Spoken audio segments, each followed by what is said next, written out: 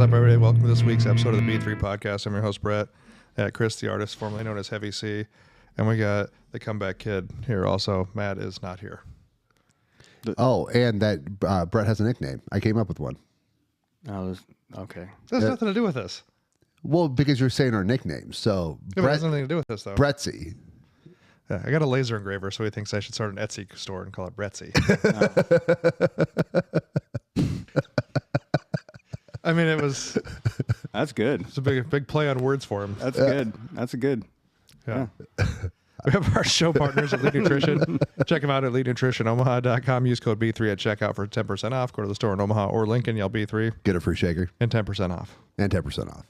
We have Rosewood Block to make the best cutting boards and barbecue, fully customizable. Check them out at rosewoodblock.com. Use code B3 at checkout for 10% off there. And when you're using the cutting board, get some beef from D&D Beef. Check them out at dndbeef.com. Use code B3 at checkout for 10% off. They're local, but they ship nationwide. Or you can do like I did last night and just meet her in the Runza parking lot like a drug deal and pick up meat from her. It works pretty handy. Yeah. And Omaha Barbell. Just come by and hang out. It's pretty neat. Someone told me that they read a thing that gyms now are like the new like nightclubs. People go there just for the social aspect. Oh, yeah? And then it was Doug, and he goes, I go, yeah, that's where we get our information from Tanner. When he comes in. It's the new social little bar then. Well, I kind of have that one here in the office, but it's like a social hangout, really. Which I mean, Ed's always said like his greatest memories were just hanging out in the gym talking to people. Yeah. I mean, it's like-minded people. You know what I mean? Yeah, and then he was talking about, well, but you want to make sure you don't shit where you eat. Like dating somebody. And I was like, I've heard that before, but I mean, you want to meet someone that does similar things, like. People go to bars to meet people, and it's like, man, I've dreamed of dating an alcoholic. We should go to the bar and hang out. Like, you know what I mean? And it's like, is he talking about gym goers meeting other gym goers and dating them? Yeah, if they break up, and then it's like, who gets the gym? Like you don't want to shit where you eat, kind of a thing. But yeah, you want to have like-minded. A lot around here. But you want to have like-minded. You want to date someone who's like has similar interests. You don't have to have all the same hobbies. Obviously, you want to have some kind of separate thing that you do and whatever, but you want to have a similar hobby. Like most people just go to like bars to meet someone. Like it's usually not their hobby. Well, the gym. Some people it is, and that's fine. Whatever. You know what I mean? But I mean, the gym is an interesting place. Like I don't know that in most worlds, like at any point in time, that me and Doug and Norman and Matt and Tom and and Bueno, like the amount of people that are here in the morning from just all like we wouldn't have ever. It's a very motley crew. Yeah, but I mean, all these people like you talk and you hang out, but people you probably wouldn't have had contact with in like normal life. Yeah, and like go back to like Ed talking about when he trained at Quads. He'd train with like one of the guys from like the Latin Kings, like the gang, and like they just can work out and like it was like a regular whatever. Nobody. He's in there doing burpees. Yeah, like lifting milk jugs. The Cholo Fit or whatever that is. That guy on YouTube. Like, what's going on? Oh no, he's just in here getting swole. He's doing 10 sup fools. Yeah. That dude's videos are great, man. If you've never watched them, I think it's Cholo Fit, isn't it? I know. I don't know the name of the show, but it's the shorter guy, right? Yeah. Yeah. I've seen it before. Yeah. And then they do like what are they doing? Like they're like pressing against each other like they're gonna fight. And he's talking about, he's like, all right, man, but don't get fired up. We don't need to really fight, okay? He's like, we're just doing it for some pressure. It's the same guy that does it like in his living room. And his floor is completely worn through from doing thousands of burpees probably. I don't know that. And then he'll do it in like his backyard and help a bunch of other dudes. Yeah. I mean, it's pretty impressive with how, yeah. But yeah, that's good. Yeah. It's it's like the new nightclubs, Yeah. But it's during the day. I think what happens at night there is probably sketchy. Where? At gyms at night. Like after hours. Oh, well. Like the 24-hour gyms. Are there any left? Yeah. A lot. A lot of people have those key fobs. Oh, that's what it is. Yeah. Yeah. So they're not staffed anymore. You just gotta go in. That's probably not. That's what I said. If you're in a 24-hour gym and they have like one of those saunas, weird stuff's probably going on in there. They were doing that shit during the day at some of the gyms here. That was the casual encounters on Craigslist. The man seeking man. How do you know? I hear all the hot goss, man. Oh, okay. Yeah. Yeah. Check Brent's search history. This was just a photo of a beard. Hopefully that's his beard. I don't know what's going on here. You know, it's crazy. I've only trained at one commercial gym in Omaha. When I worked at 24 Hour. Yeah, that's the only place I've ever trained. I never have trained at any other gyms. Well, you know, I went to Bob's like one time way back in the day. To train somebody? No, just I went down and worked out with a buddy of mine down there. That was just when we had our training studio. We didn't have this place. But otherwise, I've never trained at any other commercial gyms. Actually, anywhere. That's the only commercial gym I really trained at. Because I grew up in small town, obviously. And then, I don't know, when I go on vacation, dude. I don't go to the gym. I do. I go to the hotel gym usually. I've done that, I guess. But yeah. And I've trained at Elite, but that's like a private gym anyway. So, and I trained at Westside. But yeah, so. I went to Gold's for like a minute, as in like a week when I was fat, super fat. But then after that, I went to 24, the one over there on 120th and Maple. That was the big one. Yeah, that was the big one. And then when I moved to Ralston, then I went to the one in Terra. Yeah, so I worked at the Terra Plaza one. Yeah, that 24 was the best gym in town at the time. Oh yeah, and then when I worked there, it was still when it was like the newer gym in town. There was also Prairie Life was always fancy though. Yeah, and you had that was like before Lifetime. Like Prairie Life was like you'd have money to go to Prairie Life, and you could drink. I thought that was weird. You could? Yeah, they had that bar in there. I didn't know that. You could drink like afterwards if you wanted to. Do they have a bar at Lifetime? I believe they have a diner. I don't know. I know they have like a little. I know you can get like a cafe. Yeah, they have a cafe. You can get like smoothies. I think. I don't know if you can get alcohol. I'd be surprised if you couldn't. Yeah. I'd sit by the pool out there and have a couple of mimosas. Maybe. Bloody Mary. No clue. Yeah, I'm not trying to get a liquor license and all that other jazz. Yeah, I'm not trying to go to Lifetime. I don't think the juice is worth a squeeze on that deal. No, it's probably a lot of work. It's probably a lot of fucking work. A lot of work. And then just your liabilities are probably disgusting. Different insurance. Yeah. Yeah, well, the culture at 24 Hour Fitness was pretty good when I went to that one. It was everybody knew each other there when I went. I remember this time of year going there, and the dude that had been going there for probably since the 24 Hour opened there. We walk in, it's New Year, so there's lots of new gym goers, and he comes in, he's just mad, he looks at me and he goes, "How stupid is it in here right now?" And it was pretty bad always after the New Year because it would just be filled with people that are only going to be there for a couple weeks, and it would annoy the regular gym rats. But do you have any? How much influx do you think you get after the New Year? We don't get a lot of that. Most of the people always ask me. We might get a few, but most people here, they're here to work out. Like it's not, and like our price point is not to invite the people who are. You're not the $10 a month. Yeah. Yeah.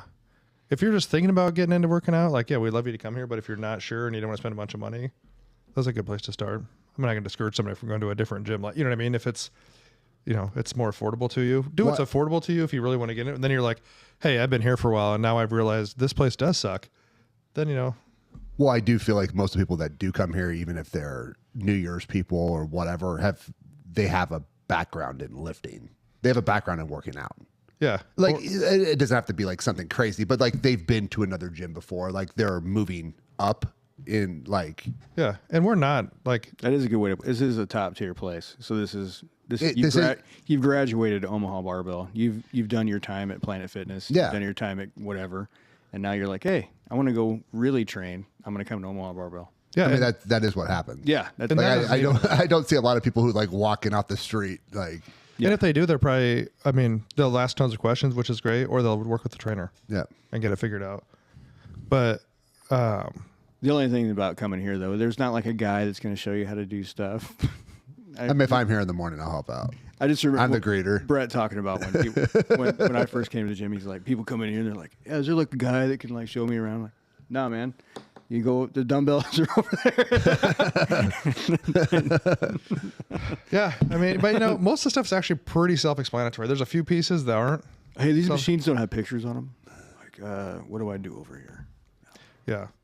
But yeah. And like when you were like, you're kind of the graduate, but it's not just a strength sports gym. We have everything here. Yeah. You can do anything. Yeah, like I said, I don't think you have to be like You don't have to be some kind of bodybuilder or just, but it's like I just feel like you have probably been to somewhere else and you're like, hey, I'm done with only being able to use a Smith machine.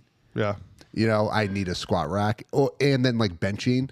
Like so many people I talk to, they're like, yeah, you go in and there's only like 2 benches. Like, well, I think there's at least 7. Now there's 8. I heard that other 8? combo rack. Yeah. There's like 8 benches. Yeah. So, you know, like on International Bench Day, every Monday. Yeah, I mean, technically, yeah, I think there's 8 benches you could use. And it's not like you're ever like, oh, I don't have enough weights. You know what I mean? Like, Yeah, and then the other end of it, if you're squatting, there's what, 9? There's like 11 different squat racks probably between the monoliths and the combo racks and everything else. yeah. So, but there's places to do like your big lifts, and that's where a lot of commercial gyms miss. There's 2 squat racks and some dipshits, you know, doing curls in it. yeah. You know, so And I'd curl in the squat rack sometimes. yeah, you're a dipshit in the squat rack. It's fine. It's my squat rack. Oh, in the gym, I'm gonna curl in the squat rack if I fucking want to. Okay. Yeah, I'll stand there the whole time. I'll fucking curl, fucking do whatever in there. They're stretching. Yeah, we got to be able to get your foot up on the bar. Yeah. It's only in the second hole. Though. Yeah, it's not very high. But yeah, I'm not. Yeah, I'm trying to we're pull not trying to do ballet. Yeah. But yeah, I think, or if you just want to come in, we have just select rise machines. Yeah. And you don't have to know how to use anything. You just come and use select rise machines. We have a whole gaggle of those. Some of them do have pictures on them. Some do, Yes. but there's a whole array of those. You don't have to leave the front area if you just want to use machines and treadmills and dumbbells and cables. Yeah, you don't got to go to the scary back part. Yeah, Where and all the keep it. scary guys are at. But yeah, and like I said, that's also we run into that thing of why we're not a $15 gym, and but we're also not a $100 gym. Well, it's funny when I'm talking to people and I'm like, hey, do you have this bar? And they're like, no. I was like, oh, we have like 4 of them. like the amount of bars and like football bar and I mean just basic stuff. Like people, I was talking with one of my clients and he was having problems doing like anything that was like a skull crusher type movement. Mm-hmm. So like we switched to a football bar. That way you can get in your triceps and get a little heavier without having to, like have that movement where it was messing with his elbow and stuff. So Maybe I'll change your hand position. yeah. Or people who like can't, I think someone here can't bench. Yeah, Sean uses the angled one. Yeah. But you can turn it in and now you can bench again. And you can flip that one over and do like your hand like rotated out even. Yeah. So it's just all the different things. There's probably like 30 some specialty bars back there. And like I had never seen a pullover machine until I was here. Yeah, that's what I've told you that story. Oh, you never fucking replied to me. I sent you the best machine ever. I did too reply to you. Did you? Yes. Wait, hold on. Who found that pullover machine? Did you send it to me? Yeah. The one that we have here? Yes. The one that was on Facebook like years back? Marketplace? Yes. And I told him, I go, dude, He just you see- forgot. He forgot about your contribution. I guess. It's contribution. Well, the motherfucker didn't show up to go get it. You didn't fucking ask me. You took Dave with you. Dude, so we go get this fucking piece of equipment, dude. It was like the weirdest. Was it in someone's basement? Dude, Yeah, it was some in this weird dude's guy's basement. Yeah. And me and Dave Dickey go, and if nobody knows Dave Dickey's like a fucking 300-pound fucking black dude. 300? Did he lose 100? Well, sorry. We'll go 350. This was years ago, though. He might have been a little more svelte back then. Yeah. And the only reason I said a large black dude, we pull in this fucking neighborhood, and Dave goes, I don't think black people are supposed to be back here. And it's in this fucking guy's basement. And I brought my own tools because I've been down this fucking road before. This dude was like a fucking hoarder. And the only thing was in there was this like pristine, like hammer strength pullover machine. And I was just That's all this guy's lats must have been just. there wasn't even any weights. I was just like, why do you have this? Oh, I liked using the ab machine at 24. So I think he thought it was like an ab machine. Well, the reason I found it is because I was coming here at the time, and I remember Before he quit. This sweet. Shut up. I had this sweet. They had this sweet lat pullover machine at 24 that I used to, and I missed having a lat pullover machine. And I told Brett, I was like, dude, they got a really nice lat pullover machine on Facebook Marketplace. And then he looked at it and he's like, yeah, I think I'm going to bid on. I sent that guy a message, and then lowballed I him. showed, yes, and then I showed back, and it's here. And I'm like, why didn't you say something? He's like, oh, I took Dave with me, and then he tells me the whole story. I'm like, why didn't you ask me to go? So dude, we're taking it apart in this basement. The guy's just weird. We had to take it all apart. How did he get it down there? Was it in pieces? Probably when he took it down. Yeah. So we took it There's apart. not a lot of context, but it's a big machine. It is big. Yeah, it's a big machine. Yeah, I mean, it's probably 4 feet wide. It's probably almost 4 feet tall. I mean, and probably just as deep. It's basically like a square. And we're going, and again, Dave being large, like, going upstairs. Man, my knees are killing me going up these stairs. He carries like one fucking piece of equipment out. But I was like, Dave, we got to hurry up and get the fuck out of here. This was weird. Yeah. Oh, so speaking of the machine I sent you, did you get it? No, he sent me a fucking arm wrestling table. And I said, No, arm wrestling weight machine. It's a plate loaded. Are you gonna get it? Are you getting an arm I wrestling? told me, so my reply back was like, you should put it in the store. Just have it in the middle of the fucking store, just over the it's top in there. all day, dude. Just fucking. Oh, we actually maybe I did see your reply, but I didn't reply back to you because me and Luke were talking. That's probably why. Because me and Luke were talking like we should just have this in the store, and if you get like a certain amount, you can Get something for free. Yeah, dude. You should get it. Is it still on there? I don't know. I'll have to look. We're just right in the middle of the store. Yeah, Get an extra like fucking 5% off if you can max this thing out. dude. It was a table that was set up and like it had like the plate loader on the bottom, and it was like you could go both sides. It was kind of a sweet looking. Go both machine. ways like Tanner. Yeah, Yeah. it was a sweet looking machine though, wasn't it? Yeah, I don't. And arm wrestling hurts my elbow. Not doing that. Do you remember? You guys are old like me, so do you remember the arcade game when you were a kid that was the arm? Yes, And I've crushed that thing. It was at Family Fun Center. yeah, I always loved fucking around with that thing when I was a kid. But once you get to a certain strength, you can just master. Well, that when I thing. was little, obviously it was always like you're over there, you and your buddies are hanging off it. Then you get older, it was still fun to use. But The punching bag machine. Oh, that one though. Yeah.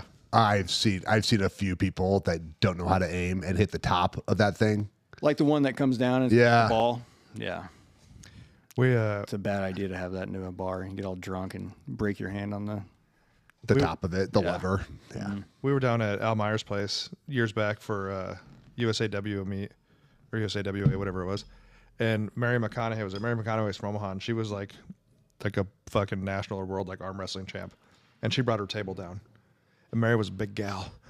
And we're down there, and she was like, "Hey, you want arm wrestle?" And I was like, "No, I don't. I do not." She would have fucking destroyed me, number one. And I was like, "No, I'm not.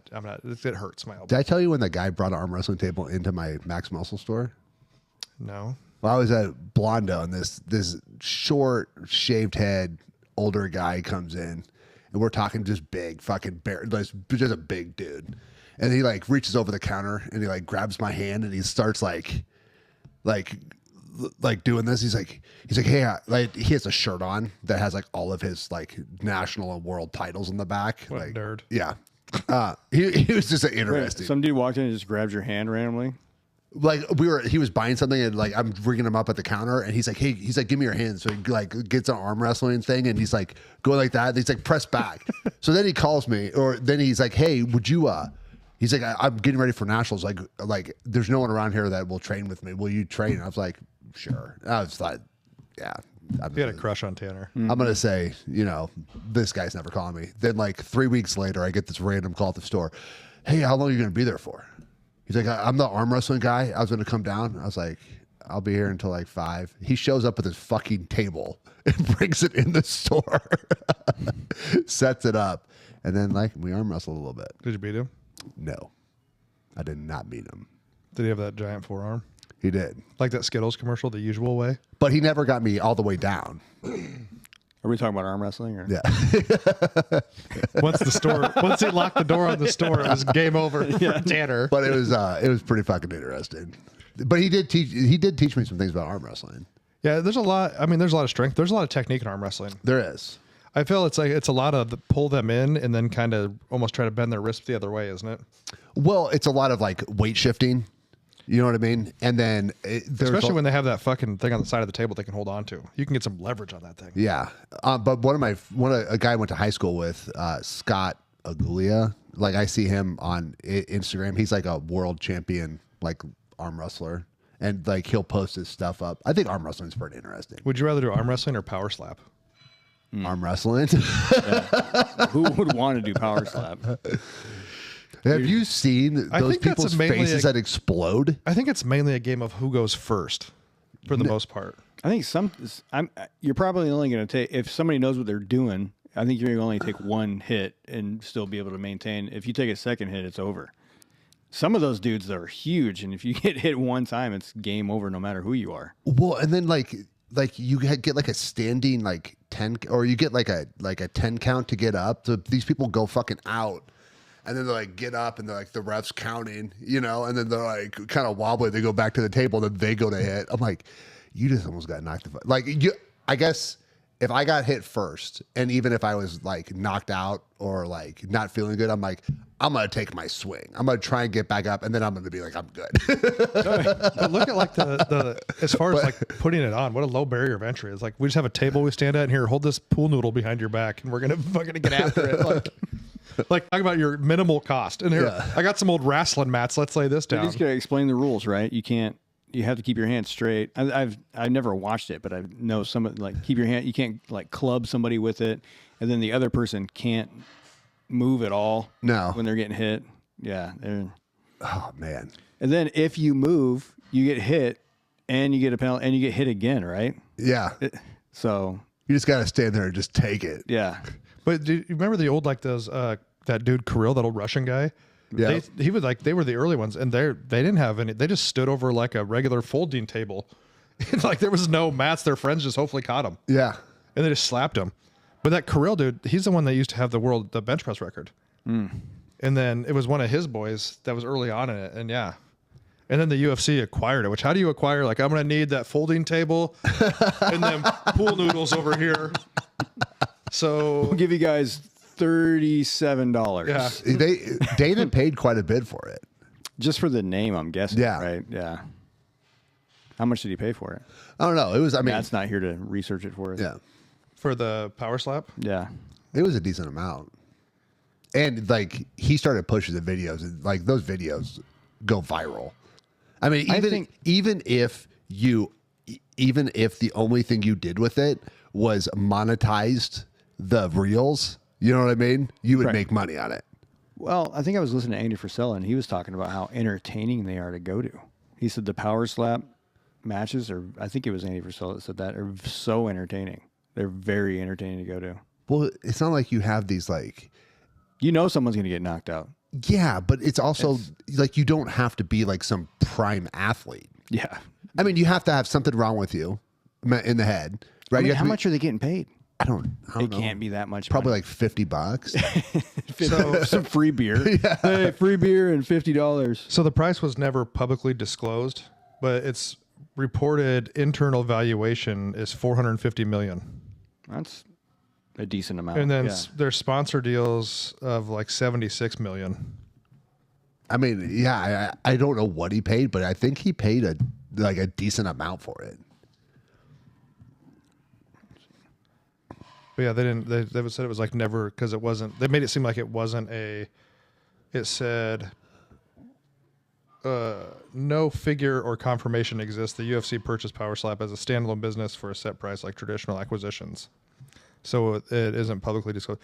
Yeah, because Dana White probably gave him like $37 for the table and the noodles, and they're like, "Let's go." You only win. It says typical winning prizes are from $2,000 to $10,000. Fighters at a recent Power Slap event made roughly $20 to $50, though, with some champions or top performers reported around $50,000 for a match.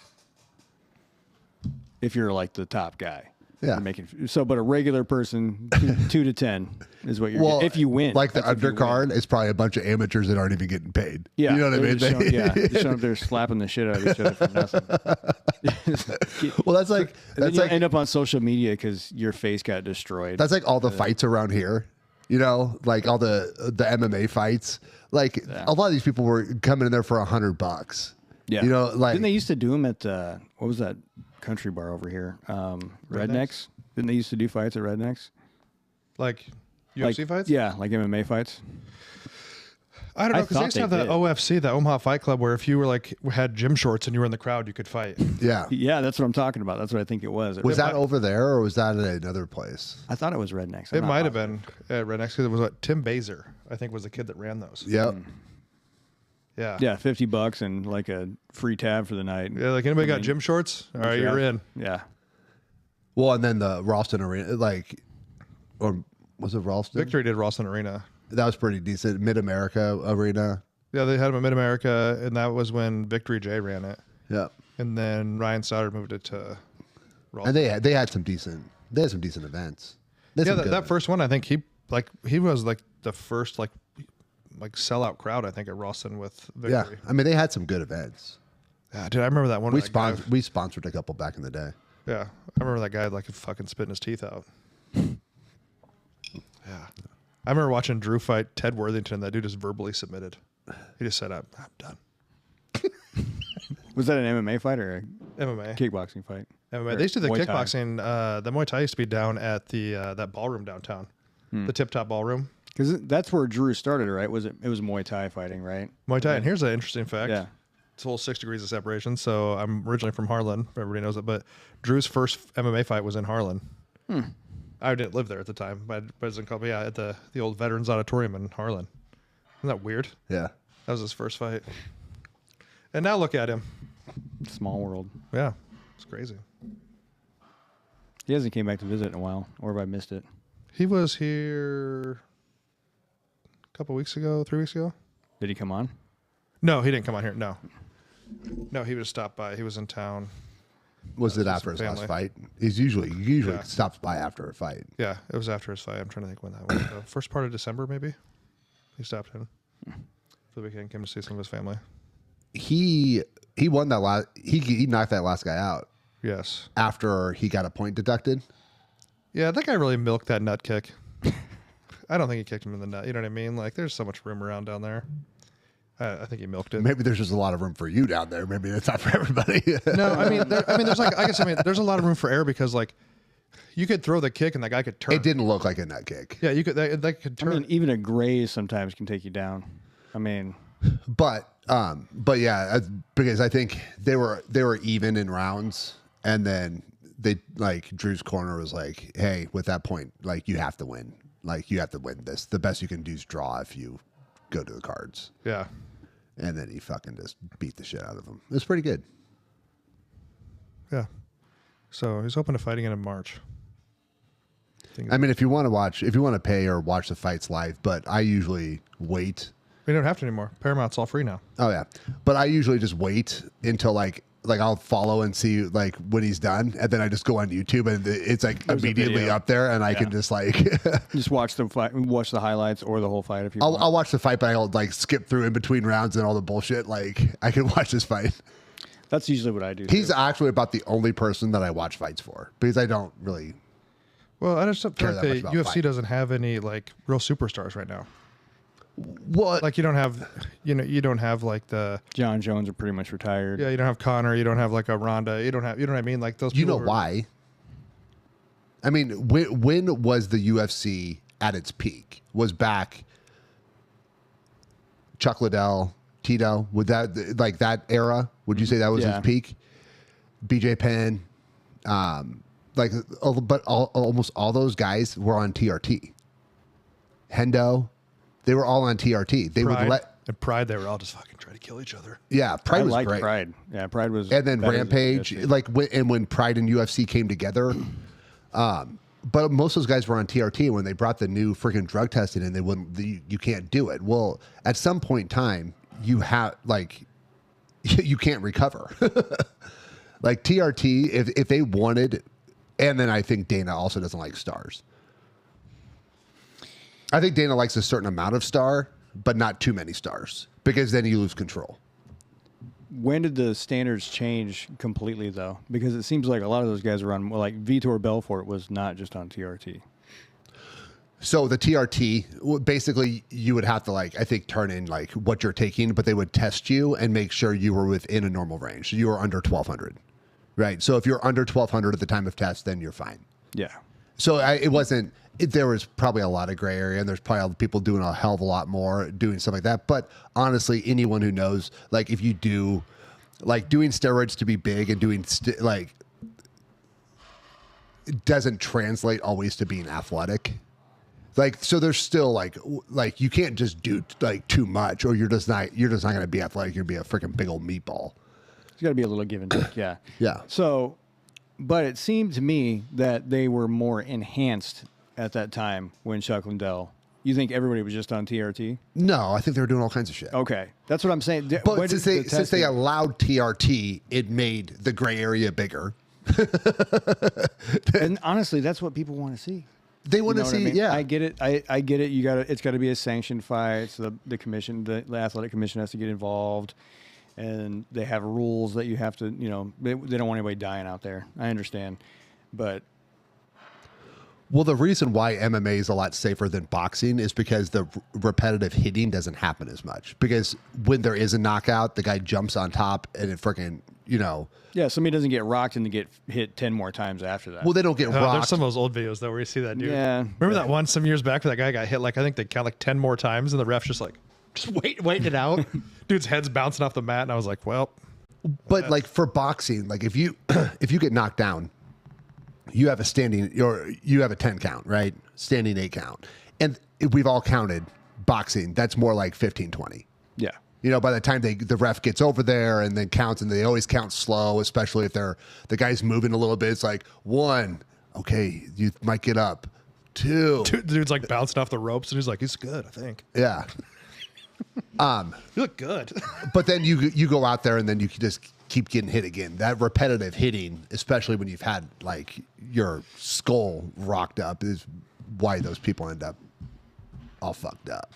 Getting hit once and then the guy jumping on you and you're out. And that's like the UFC. You can tell the guys have been in some wars, like BJ Penn, where they ask him a question and it's that delayed response. He just stares into the abyss for a second and then he's just like, well, it seems like they also their switch gets your knockouts it's a lot easier to knock those guys out too. Towards the end, Chuck Liddell was easy. Same with BJ Penn. Well, as soon as Chuck lost his jaw, it was over. Yeah, he got knocked out once, and it was you could breathe on him, and he would fall over. Yeah. But who was that? Who's the big black dude, heavyweight? That fight where he gets knocked out twice. Are you talking about Derek? What's his name? No, Cormier. Not these nuts are hot. Oh yeah. Are you talking about? Well, I remember. I think it was an African dude. Francis Ngannou. Yes. I remember Francis Ngannou knocked out fucking Derek like a Pez dispenser. So Ngannou, you could look up this fight. He gets knocked out, hits the ground. Rogan's it's over. Then he grabs. He gets back up, freaking gets knocked out again on the ground. They're it's over. Then he gets up and he ends up knocking the guy out. This is in 20 seconds, the guy gets knocked out twice and then ends up actually finishing the other guy. It's the greatest. Is one of the greatest 20 seconds of fighting ever. And then there was some kind of weird fallout, and then he was just out of the UFC. I think Dana does not like him. I think I saw something where Dana said that he's not a good person. In general, he's just not a good. Ngannou's just not a good person. Dana's a great business person. I think if I was a fighter, I'd if you're on his good side, because I think he definitely does take care of people. But he wants a level of control, and that level of control means there can't really ever be a star bigger than he doesn't like stars bigger than the UFC. He'll use them. He'll make the payday. He'll pay Conor. He'll pay Ronda. You know what I mean? Yeah. But ideally, he just wants the UFC to carry it, and it doesn't need a person. I don't know. I think maybe Dana doesn't like someone with a bigger ego than himself. Chuck Liddell was a pretty big star in his time, right? Yeah. But he didn't have much of an ego. And him and Dana seemed to be pretty good friends, and he was always looking out for Chuck. Now, I don't think, excuse me, I don't think he liked Conor at all, and because he had a huge ego, right? But Conor made him way too much money. So he's a smart business person. He's going to use the star. He's gonna make the payday, but I don't think that's his ideal. I think he wants the UFC to be the brand, and that's what brings people in, not Conor McGregor, not a certain fighter. I think that's unrealistic, though, because people. That's what he's doing right now. They just got paid by Paramount without a star. Name a star. Yeah, I guess. And they just got freaking paid. People will still watch it, but I think more people will watch it if there's more hype around it and there's somebody that they want to see. You'll get those big fights. Yeah, but there's nothing like that right now. I mean, how big was that Jake Paul fight that just happened? That had to be. I never saw the numbers, but I'm sure that fight made a lot of money. It was the third most viewed fight on Netflix. Well, Or third most on Netflix. sorry, third most. I was gonna say they've only had 3. No, it was the third most viewed boxing match. That's pretty good. Yeah. So here is the UFC. I put in their top selling UFC cards in history. The number one is Khabib versus McGregor, 2.4 million buys, the most of any UFC event. And then the top five are Khabib. So it's Khabib, Conor, Poirier, Conor, Diaz, Conor, Poirier, Conor, Lesnar, Mir. Yeah. So Conor was their biggest seller. So, but now you said they got that money, but now I think they had a Conor or a Ronda still around. I think you probably could have got more money. Yeah. I mean, at some point in time. I mean, because these were all like 2.4, 1.8 million. buys, how much? 1.6. How much was the Paramount deal? Like, how many $100 billion do you? It was like wasn't it $9 billion? Okay, or $100 million, $9 billion. Like at some point in time, I think it's enough. I don't know. But I don't think I mean people watch it, and I think it's kind of making a comeback. UFC, because I see a lot more like younger kids are back into it. Well, I think it's one of those things that will be popular because anyone feels that they can do it. A lot of people feel it. Oh, everyone feels that they can fight. It was 7.7 billion. Okay, like that's a lot of billions. So 1.1 billion per. I mean, year. it's like Somalia daycare billions. Not quite.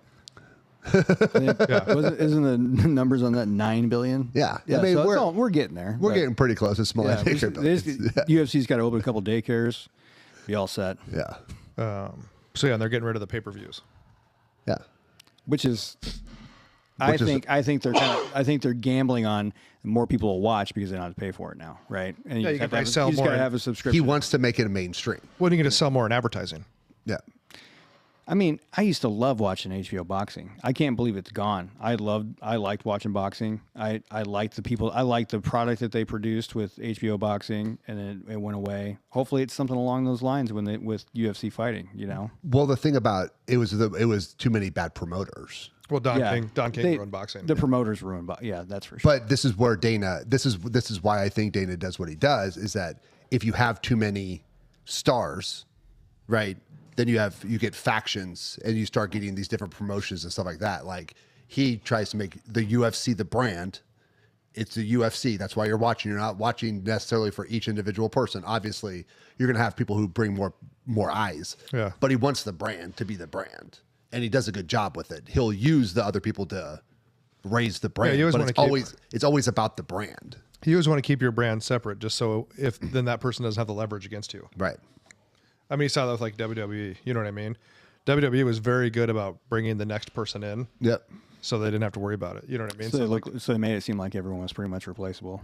Yeah, like Let's bring somebody else in. Like, I mean, everybody knows like Hulk Hogan made the WWE what it was for the most part back in the day, right? But it survived after him. Yeah, but they were smart enough. They brought more people in. Like, you had those guys that would, and it's almost like you bring somebody in to dilute the other person. Like you Yes. bring in like the Macho Mans and those guys, so it kind of dilutes the star a because little it bit. divides the fans a little bit. The Ultimate Some people Warrior. are- So and then they go out, and then you just slowly like then you bring in like The Rock, or bring in Stone Cold, and then you bring in The Rock, and they kind of dilute each other, and then John Cena starts to dilute The Rock, and you Yeah. just, I mean, it's really a genius. And then you business make model. John Cena tap out in his last match ever, yeah, just to ruin him. yeah, and you just kind of and you kind of taper it down, which the UFC can't quite do that because they can't write the storyline. Like you can't decide if Connor's going to win or lose. Right. You can't, if he's going to break his leg or, you know what I mean? Like, because who was Anderson Silva? I mean, that guy was like unstoppable until he broke his leg. No. He was. I mean, who knocked him out that time he got real cocky? Was that Chris Weidman. Yes. And then he went to the rematch and he broke his leg and he was pissed because he didn't want to win that way. Mm-hmm. But you've seen Dana take like that, what was that lightweight guy? Was Demetrius Johnson or whatever that dude, Mighty Mouse? Yeah. And he didn't like him, and he was like, no one cares about lightweight fights, and just like got rid of that dude. And then Mark Hunt, remember him? Yeah, I do remember. Yeah. They hated each other, but like he had one fight left on his contract, so they basically had to like let him fight. His brother Mike. Yeah. Yep. And his brother, and then their cousin Seymour Butts. But yeah, I mean you just have to control the brand that way. You don't ever. I mean, that's in any business though. You don't want one thing to control your entire thing. Right. One revenue stream to be your entire, all the eggs in one basket, if you will. Yep. So, Well, we're gonna move on to talking about college football now. man, Indiana. But I'll agree with Amber. There's just like all of a sudden everybody's an Indiana fan. Oh man, it's horrible. It's like Tanner When and Tanner the walked Chiefs. in here with his Indiana hoodie on today, I couldn't Yeah. believe it. Here's the thing I like about it. But the Chiefs are moving to the Bears now, so they're No. Bears fans now. You guys are Bears fans now? No. Well, he's not yet. Give it time. No, I respect Indiana football, and I respect the fact that they built it. I just said this the other day. When it comes to the portal, I don't want to hear about any fucking portal players that aren't offensive or defensive linemen or linebackers. Like, I don't want to hear about it. You talking about for Nebraska? Yeah. Oh, okay. I only want to hear about them because that's the only thing and if you look at Indiana, that's what matters. Like or Miami, like it's kind of ironic that the two best lines. Well, and my The thing is, linemen are the best on those two teams, and they're the like at the end of the day, it's right up the middle. well, and my thing is, any of these coaches talk about like to develop players and this and that. We're done with that. The JUCO schools are developing them now. It's just like the NFL isn't trying to develop players; they should be developed in college. So you take the kids from JUCO, and they sure to be developed because they're going to come to your school for a year or two. You're going to maximize them, then they're out the door. But that's coaching. Like and I've never been more wrong about a coach in my life than Signetti. I've never been more wrong. I said the first year was a flash in the pan, and then even this year I was like, yeah, whatever. Like they'll play Oregon and lose, and then then I started like, what? I'm like, no, like he's fucking good. There's something. Yeah, he's about, a good coach, but I don't think he's there to develop those guys. He's there to coach them. I think he's there. Yeah. I think he's there to develop them. But it's like a quick. Well, that's what I mean. Like it's like an NFL develop, but he's not trying to take him from like, I'm going to teach you how to read this defense. You know what I mean? And this and that. Like, well, I think their schemes and everything else are so good. I think it's like the NFL. You get to that point, and they're going to teach you their like, you know what I mean? Like, you should already be at this level. I'm going to teach you this. I think that's where Signetti is like, you should already be able to do all these things. I'm going to. But he's got an eye for talent. Yeah, but I think just somebody's like, oh, I want to pick up a freshman and really develop him into the program. Like, that's not going to happen anymore. Well, so I think there is some of that. I think you have to have a mixture, right? A mixture of a base that you're developing and then bring people in to fill in gaps, right? But they have to be culture. There's not one 5-star athlete on Indiana. There's not one. They don't have one that was ever been a 5-star. Yeah. Like, you don't have to get. Do you think it has something to do with also knowing your identity as a coach, and you need to be able to identify the players that are going to help you Yes. your program? And I think that's a big problem with maybe what's going on right now is that nobody has a set plan. Like, these are the people, this is what we're going to do here. And these are the kind of players we need to plug into there. And maybe they know what they want to do, but there's a problem recognizing the talent that's going to fit with the program they're trying to run. What I think the problem is, and I think you're seeing this more and more, is that the bigger time schools, the schools with the money, think they have to spend it, right? So they think they have to go buy that $5 million player, or they have to go spend the money on it. And the other schools like Indiana are like, no, we have the same amount of money. I mean, Mark Cuban just wrote him a fucking blank check, right? Well, we have the money, but we don't have to go spend. We don't have to make those flash. Nebraska loves flash hires and flash players. So does Alabama. Well, maybe not. Alabama now, not Alabama back in the day. Miami, like all these, they like these flash hires, flash players, and I think it just ends up with getting entitled people who don't work. So do you think that'll start to level it out to what college football used to be? Because now Signetti is going to do this with Indiana, or has done it. So now he'll be able to get 5-star players for less money because they want to come there and win. Yes. So is it going to start to even college football back out? You know what I mean? So it's just going to go back to kind of what it was. I think as fucked up as paying players evens it out. Yeah, because now before, like Alabama was so good, they didn't really even have to recruit, and they were probably buying players anyway. But people just wanted to go there. Saban didn't have to go to every kid's house and talk to the parents. Like, they were just like, I want to play for Alabama. So, well, did you hear what Ed Orgeron said? Well, they were paying him coming in. He goes, well, we were paying him out the back door before. Now we're just paying him coming to the front door. He's like, what's the difference? Well, we used to bring the suitcases of money through the back door, and now we'll just bring it through the front door. Yeah. So it should maybe even it out now that you see. Even look at, like we were talking about that Minnesota coach, like PJ Fleck. He coached up some pretty good kids that are like 3-star players. Yeah. So I think it might level it out. But predictions for the national title game then. I'm not a bandwagon Indiana fan, but I like to see the Big Ten win. I also would like to see the Big Ten win. I'm just really happy the SEC can't. I agree with you. I was think it's cool to see some rooting for teams that- Miami to beat Ole Miss. I was like, I don't want it. I don't want the SEC in there. I kind of felt bad for Ole Miss too because of what. That would have been the only team I could have dealt with Yeah. from the SEC because of all the bullshit they've been through. Yeah. And Lane Kiffin, if I was a parent and I had a athlete that could go to LSU, I'd be like, you are not playing for that guy. He's a piece of Total shit. Piece of shit. And I'm all about, winners. That's great. You win all the time, but it's kind of cool. So, Miami hasn't been in there for years. And then, 2001. Ole Miss hasn't been in there for a well, while. but I mean, just to see some teams that haven't been repeatedly in there the last few years. So to see, Miami and then Indiana, who probably has never been in there for. They've never been. Yeah. They were the most losing program in all of college football. So up it's until just cool last to year. see some fresh. I mean, granted, as the Huskers, you've seen Miami in there before, but it's been quite a while. 2001, I think. Was that the last time they were at the national championship? So yeah, you got 15 years and no years. So it's kind of cool to see some different people, but I'd like to see the big. Your team math's win. off. 25 years and no years. Oh, sorry, 25 years. Yeah, sorry. Oh, we just 25. fucking, we So, just went yeah, back 25. 10 years. Yeah. Went back 10 years. But, Well, like 10 years ago is always like 1990. Yeah. That's how I'd like to. Well, no, think about it. the new landmark was that before COVID or after COVID? Yeah. But yeah, I'd like to see the Big Ten win. Yep. I don't know how much it'll be by or not by. I mean, the way that Indiana's been blowing some people out, I Don't know. expect it. It'll be a tight game. I don't know. What's the spread? Has anybody seen the numbers on it? It'll be a tight game. Miami is a very, very good offensive and defensive line. Like So, they have their. Is that Monday night? It'll be Monday. Oh well, a week from this Monday. Yeah. Oh, it's a week from this Monday. Okay, I didn't even look. So, yeah, I'll go Big Ten. Yeah, I'm Indiana. Yeah. Plus, it'd just be cool. Plus 3 Big Ten. But I'm not gonna go buy championships. an Indiana Three, shirt. 3 Big Ten national title winners since this started. 3 different teams. That would be awesome. And the SEC could just fucking suck it after that. So it was Michigan, Ohio State, and then if Indiana wins, yeah. And then the SEC could just fucking suck a fat dick. Like they're annoying. I am super tired of hearing about how much better they are than all the other conferences. means more. Yeah. It's amazing how they got exposed when they weren't just playing each other. Like they were fooling everybody with how great they were because they were just all mediocre together. And then they come and they play some other conferences. And Indiana, as of right now, is picked by 7.5. I would say 3.5. That's what it is right now. The over under is or total is 48.5. The money line is Miami plus 250. So, yeah.